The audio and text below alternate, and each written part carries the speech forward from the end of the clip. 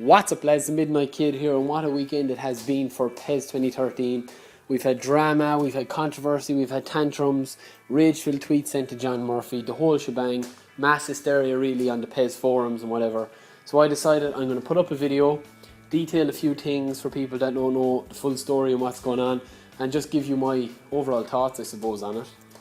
So just to quickly explain to people that mightn't know all this kind of drama or whatever that happened, basically Adam from WEMB posted up on the forums that he was going to be detailing Master League, and then he released some details of it. They're not full details or whatever, but he said that he was going to do it for the good of PES and the good of the community.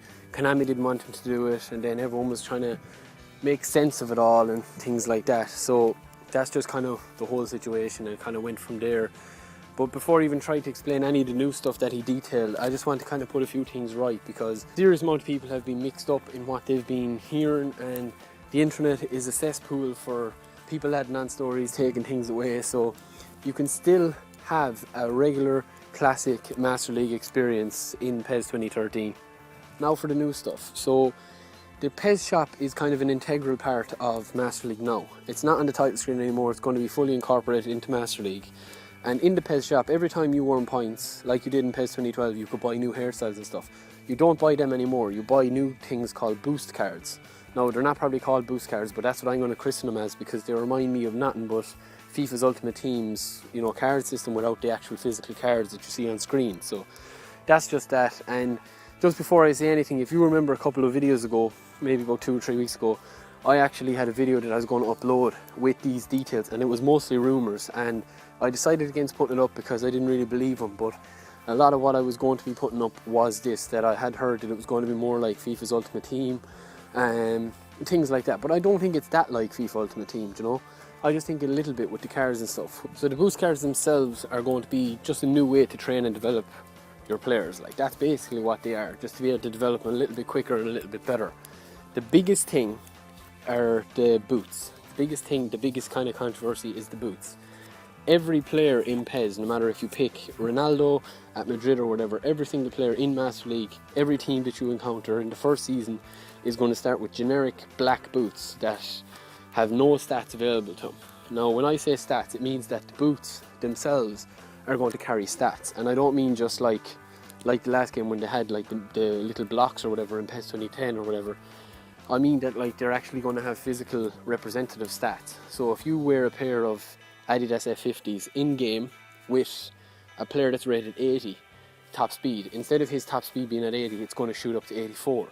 So when you start your Master League, you're going to be awarded boots after every couple of games, after every couple of seasons. You're going to be awarded better boots. So the key is probably in Konami's own kind of weird, quirky way, is that you want to turn, an average player into the main player at your team to create your main stories or whatever. Create your own history in PES, whatever, with just a little added help. That's all I think it is, you know what I mean? It's just a little quicker boost of maybe getting a 78 overall striker that's a bit of a beast for you, and put him up and give him a little bit of extra pace or whatever. I don't think it's going to be a massive topic when the game comes out. I don't think it's even going to be noticed that much. If it hadn't been come out in the way that it did come out, and I know Adam was only doing it for whatever reason, but I don't think the issue should have been made the way it was made. So as I said, F50, say, just for hypothetically speaking, this isn't factual, but F50 is going to improve your speed, and then say like tiempos could improve your passing.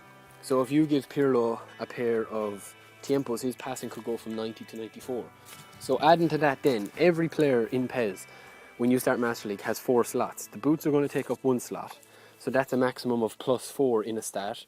Then there's going to be 3 other slots that you can fill in for player development, or coming back from an injury, or positional changes or formation change or whatever like that. So hypothetically speaking, just to kind of do this as an example, say I start with the defaults and I have Ruskin, and I want to have Ruskin, who is normally a 67 overall rated left back. I want to give him a pair of boots that brings his speed up from a 70 to a 74. Then I want to give him a stat increase of explosive power from 70 to 74. That's 2 slots. Then I want to give him a positional switch to put him left midfield, so that he's rated the same left back as left midfield. And then I want to give him a slide tackling increase, so I give him a boost with that. So that's the 4th one.